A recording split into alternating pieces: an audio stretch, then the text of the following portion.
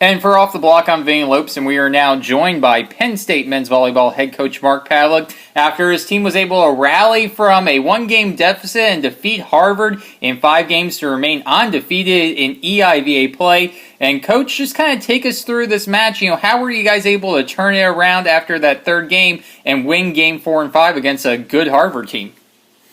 Yeah, well, I think the adage is you got to hit the court. You got to serve the ball in, you got to hit the ball in. And after 3 games, we had 30 attack errors, and only 7 of those were blocks. So we were missing the court 23 times in 3 games. And, almost 8 points a game we were giving them there. And even though we missed 15 serves, throw that average of 3 more. But we're giving them 11 points to go to 25. And Harvard's too good of a team to say, hey, you only have to score 15 points to 25 to win. So I think that was the key. We managed to sneak out game 1 on them, and that, in retrospect, that was pretty crucial. Then I think Aaron Russell elevated his game. Our block started to, I think, really become aggressive, and we started to figure out what they were doing. And then our transition game kicked in, and we ended up with a 13 to 3 run to close out game 4, and followed that up with an 8-1 run to open game 5. So, 21-4 run tends to loosen you up and let you play a little bit easier as the match went on. Yeah, and I'm talking about Harvard defensively. Besides your team, is this Harvard team probably the best defensive team in the EIVA? Yeah, I think there's something to be said for that. I think there's New Jersey Tech plays a fairly athletic defensive game, but not necessarily a ball control defensive game. Harvard is stopped. They make the plays they're supposed to make, and they get after the ball that is off the block a little bit. And I think that's a pretty fair assessment. They are a very, very solid defensive team. Yeah, and I want to talk about one player in particular. You mentioned him earlier, Aaron Russell tonight, 26 kills in the victory. You mentioned it a little bit earlier. He was really able to turn up his game a little bit. What was the big difference, from the beginning of the match to the end of the match with him? And I was just able to put away some big kills late. Yeah, I wish I could. I have an easy answer for that, but I think there's some opportunities that. That Harvard wants to rise to the occasion, and they want to take care of Aaron and slow him down. They do a real nice job of it.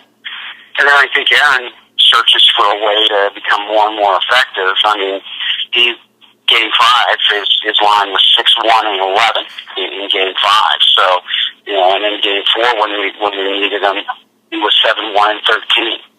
So over the course of the 2 most important games of the match, Aaron's 13-2-24, so close to 500 there, and a guy that says, when my team needs me, I'm going to elevate as much as I can, and he certainly does. Right. I want to ask you a little bit of a broader question about Aaron, not only about tonight, but this season he's been putting up great numbers, really leading your team. Do you think that he deserves consideration for National Player of the Year? Yeah, I'm going to answer that with an admittedly biased and unabashed yes. The things that he does, and and it's not like people don't know that we're going to section. And I think that's the real important thing here. That it's not like he's balanced out by an unbelievable middle attack, and that we got people that have got to hold the middle. It's pretty much Aaron, and if Chris Nugent and Jane Penrose or Nick Goodell are firing at the other 10s, that makes it so much easier. But tonight they weren't. And Aaron put us on his back and carried us game 4 and 5. Yeah. And Coach, one of the... I'm sorry, I think when you look at a Player of the Year candidate, you look at him and say, he does that regardless of who the competition is. And I think he's proven that through the year so far. Yeah. And Coach, so he is definitely in the conversation. Right. And Coach, you mentioned a couple other players. I do ask about one player in particular, Jalen Penrose. He was able to come on in, get 16 kills tonight as a freshman. Can you just talk a little bit about his development and what you hope to expect to see from him kind of the rest of the way, as potentially Nick Goodell, if he can make it back in the lineup or not for the postseason?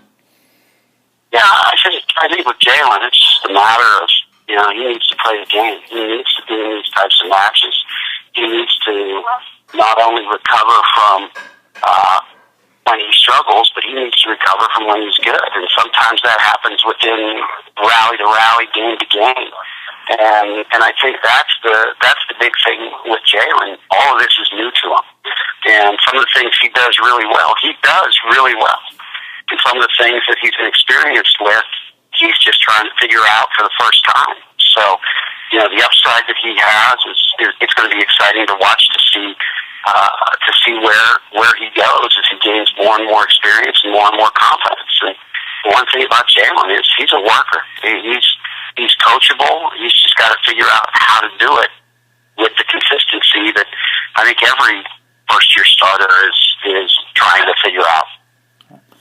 And, Coach, one final question before we let you go. Tomorrow night you have Sacred Heart playing them. Last week they were able to pull off a big upset. Just want to get your assessment, having seen them this year. Is this an improved Sacred Heart team from previous years that's going to give a couple top-tier EIVA teams a challenge? Yeah, Columbia Southview is doing a great job with that group. You just see them, as I watched them throughout the year, they're starting to become more and more committed and they believe in their physicality. Enzo McKenzie is somebody who can go back and take over a match with his serving. Von Holt, he can put up a good block and be physical. These guys Arcala has done a real nice job for them. Zardo, their setter, came in this year. I like the way he distributes the ball. We're gonna face a team that probably is a little bit more physical serving team than Harvard is, and I think the same thing. If we drop off a little bit and we make those hitting errors and service errors, and shorten the game for them, they're very capable of grabbing a lead and hanging on to it. So we've got to make sure we turn this around. We play tomorrow at 4, so it's less than 24-hour turnaround. We did it last week or 2 weeks ago, and New Jersey Tech took us to 5. So I think the good thing about it is we have seen it, we have done it, we have felt it, and I think we're much better prepared the second time around for the 4 o'clock match against what some people outside of the EIVA might consider a trap game.